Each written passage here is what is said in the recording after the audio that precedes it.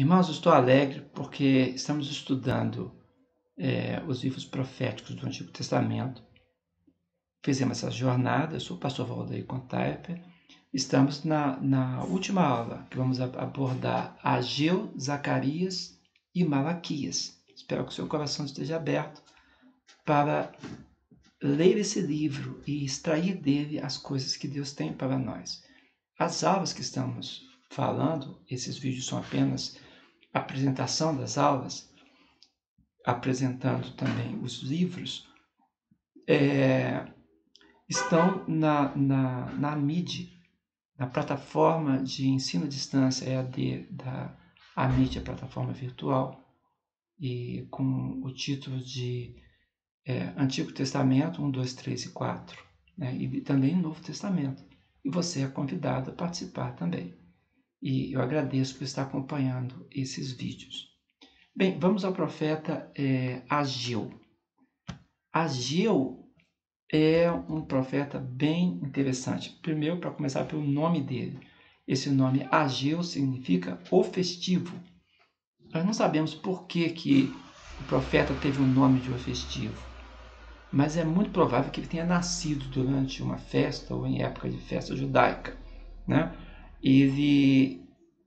Esse nome é descrito em outro lugar da Bíblia significando dança, né? O ato de dançar, né? O Ageu, ele recebe o título de profeta no livro e ele é filho de pessoas ligadas ao sacerdócio, né? E tanto o seu avô quanto o seu pai eram sacerdotes. Ele provavelmente veio para Jerusalém, ele nasceu na Babilônia, e provavelmente tenha vindo para Jerusalém no primeiro grupo, aquele grupo dos 50.000 que vieram dos exilados em 537 a.C., provavelmente ele está nesse grupo, né? Ele é contemporâneo de Zacarias. Zacarias é mais jovem do que ele, né? Pouquinho só, né? E os dois vão fazer a mensagem pró-construção do templo. Ageu tem sido chamado de um profeta de sucesso, pois nenhum profeta viu o cumprimento de sua profecia tão rápido, né? Ele profetizou sobre a construção do templo e logo o templo foi reconstruído em 516 a.C. Então, tudo deu certo ali, né? Ageu é um dos livros bíblicos com as datas mais exatas, tanto Ageu quanto Zacarias, os dois, né? Ageu 1, verso 1, 2, verso 1, verso 10, verso 18 e verso 20, se refere às datas de 1º de setembro, 21 de outubro e 24 de dezembro de 520. Ou seja, não apenas ano, mas dia e mês, né? No segundo ano do rei Dario I, chamado também de Estáspes, né? O ministério de Ageu cobriu um período de um pouco, mais ou menos 4 meses, talvez um pouco menos, né? E ele datou suas profecias na base da data dos reis que não eram de Israel, né? Sem ser na base dos judaicos. Então ficou mais fácil de perceber quando foi que a profecia dele se realizou. Então, o cenário religioso é que havia uma oposição à reconstrução do templo, porque os vizinhos de Judá, os samaritanos, os reis samaritanos, né, os governantes samaritanos, eles que haviam tentado se integrar aos judeus e fundir a religião e não conseguiram, eles atrapalharam muito a reconstrução, né? Fizeram de tudo para atrapalhar. Então, houve um desânimo, uma parada do trabalho, um desânimo, né? E assim até a adoração a Deus caiu, né? E mesmo na sinagoga, as reuniões não eram muito animadas, digamos assim. Então, eles estavam desiludidos, estavam em dificuldade, estavam sofrendo hostilidade, e aí levanta o profeta de Deus para animá-los com a profecia, falando da parte de Deus, e ensinando eles o que eles tinham que fazer. Então, o tema é a bênção do Senhor relacionada com a construção do templo, né? O objetivo do livro é encorajar o povo que estava desanimado em Judá, o povo de Judá desanimado. Então, Ageu foi o mensageiro de Deus para motivar a reconstrução do templo depois do exílio, né? Esse é o contexto, né? Agora, irmãos, Ageu ele proclama que a reconstrução do templo é um fator importante no programa do plano messiânico de Deus. Então, daí a importância do seu livro, né? Para que as promessas da casa de Davi se cumprissem e do reino do Messias, era necessário que houvesse um remanescente fiel no povo que fizesse a sua parte cumprindo o pacto, cumprindo o concerto com o Senhor. E dentro dessa parte, eles tinham que reconstruir o templo, que era símbolo da presença de Deus no seu povo, né? Então, esse é um contexto muito interessante, né?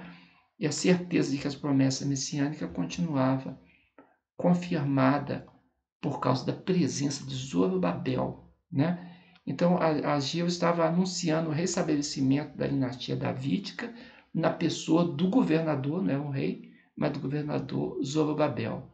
Muito, muito forte esse livro, né? Aí, vamos para o livro de Zacarias. Nós temos várias pessoas na Bíblia chamadas de Zacarias, né? E o pai dele chamava Berequias e o avô chamava Ido, né? Todos eles bem conhecidos dentro do sacerdócio. Esses nomes deles sugerem também isso, né? Zacarias foi também um sacerdote que voltou para Judá com seu pai Berequias, com seu avô Ido, no primeiro retorno de Zorobabel. Então, nessa mesma leva de Ageu, né? E ele, então,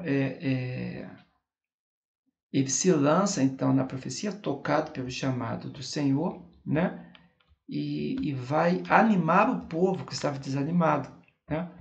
Como eu falei, tanto Ageu quanto Zacarias é muito nítido. Os dois têm exatidão nas datas, né? E Zacarias ainda mais ainda. Por exemplo, Zacarias 1, do verso 1 ao 16, foi profetizado no dia 1º de novembro de 1520.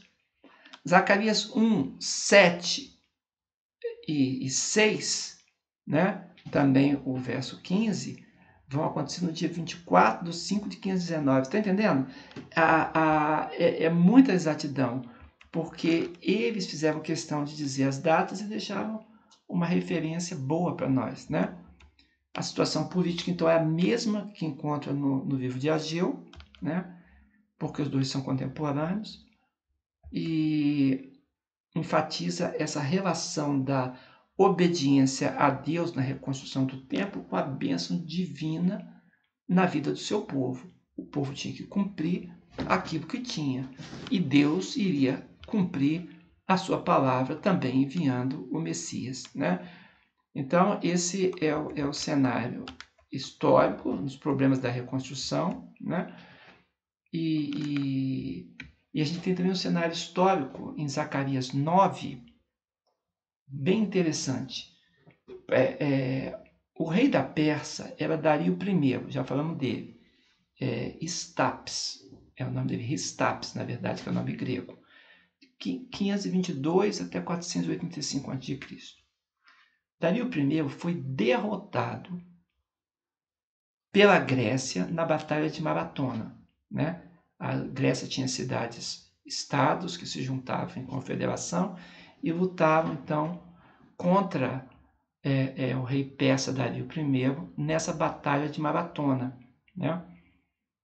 E o filho de Dario, que era Xerxes, que é o rei Assuero da rainha Esther, né? Futuro marido dela, fez um grande exército, né, na investida em 480 contra os gregos, mas ele foi derrotado na Batalha de Salamina, né?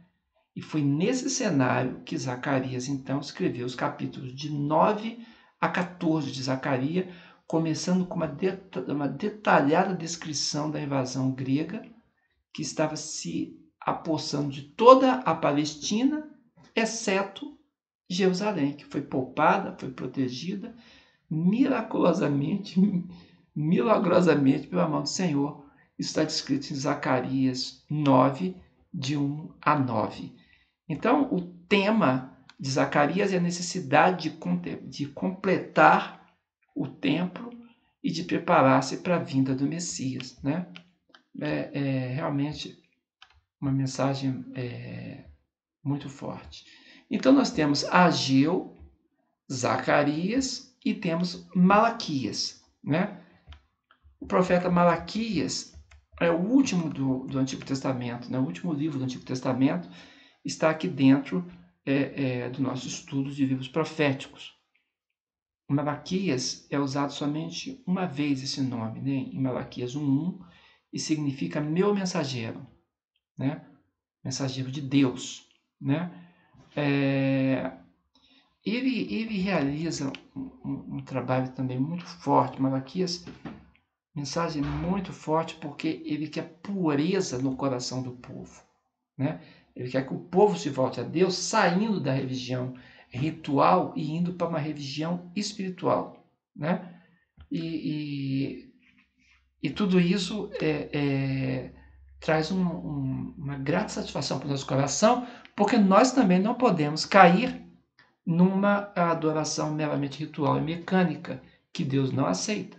Deus não quer apenas que haja fogo no altar, ele quer saber a natureza do fogo que se coloca no altar, a natureza do coração que oferece a ele, né? O cenário político é o mesmo cenário que nós encontramos no livro de Neemias. O rei persa era Artaxerxes I, né? Os persas tinham sido derrotados pelos gregos em Maratona, como nós já dissemos. Isso aconteceu em 490 a.C., né? E em Salamina, depois, em 480 a.C. As rebeliões internas dos egípcios foram esmagadas por Artaxerxes. Artaxerxes I, tá? Isso foi em 454 a.C. E aí se estabeleceu uma paz de cerca de 25 anos ininterruptos no Império. E a Palestina, nesse tempo, fazia parte da quinta satrapia, porque o reino era dividido em satrapias. A quinta satrapia era a Palestina, governada por sátrapas, né? E nessa situação, né, Israel era uma parte dessa satrapia que envolvia toda a Palestina, uma pequena parte. Neemias era um burocrata da corte, né, um judeu, e trabalhava para o rei Artaxerxes I, e foi designado governador em 444 a.C. Exerceu seu cargo até voltar para a Pérsia em 432. Isso é a história de Neemias, irmão. Neemias capítulo 2 e Neemias capítulo 5 é narrado isso. Apesar do templo ter sido reconstruído em 516 a.C., o culto restaurado por Esdras em 557 e o muro reedificado em 444, tudo isso aconteceu, animou muito o povo, mas agora o estado espiritual dos judeus estava decrescendo, estava caindo. Até o dízimo, Malaquias 3 fala sobre o dízimo.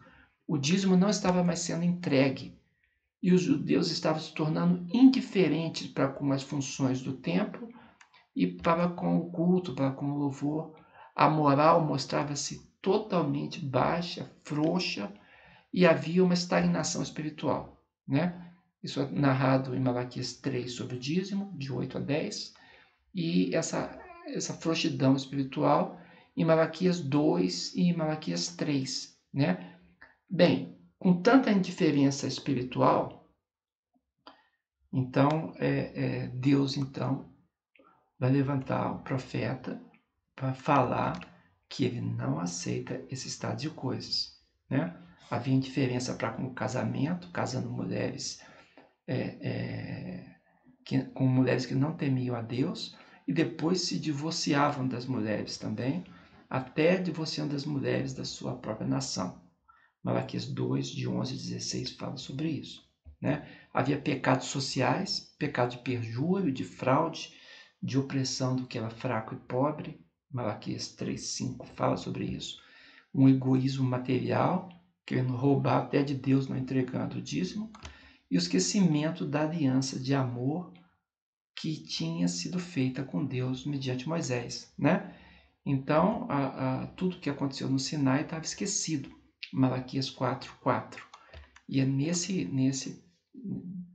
com esse cenário todo que o tema de Malaquias é a bondade de Deus para com Israel, apesar da ingratidão. Eu convido você a ler o livro. Eu sou o pastor Valdeir Contarf, eu estou apresentando aqui, alonguei um pouco esse vídeo, mas eu quero dizer para o seu coração que é muito grato estudar as profecias de Deus. É claro que elas se referem ao contexto em que elas estavam, contexto histórico. Mas existe, irmão, um alongamento do texto que atinge a nós como endereçados. Não esqueça da teologia da prosperidade, da complexidade, que eu pedi perdão. Até desafio você a ler o meu livro. Vá para a internet, bota Valdeir Contarfer, Teologia da Complexidade, está na Amazon.com.